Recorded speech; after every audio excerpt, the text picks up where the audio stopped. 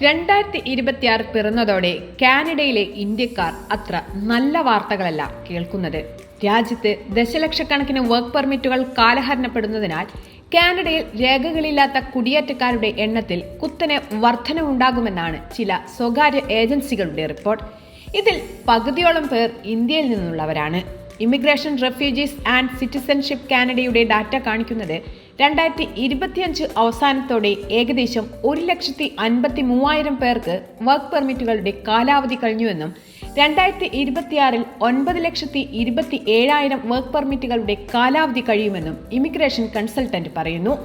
Work permit കാലഹരണപ്പെടുന്നതോടെ മറ്റൊരു visa നേടുകയോ സ്ഥിരതാമസ വിസയിലേക്ക് മാറുകയോ ചെയ്തില്ലെങ്കിൽ Indian പൗരന്മാർക്ക് നിയമപരമായ പദവി നഷ്ടപ്പെടുമെന്നാണ് വിവരം. 2026 ആദ്യ പാദത്തിൽ മാത്രം ഏകദേശം 3,15,000 പേർക്ക് പൗരത്വം നഷ്ടപ്പെടുമെന്നാണ് റിപ്പോർട്ട്.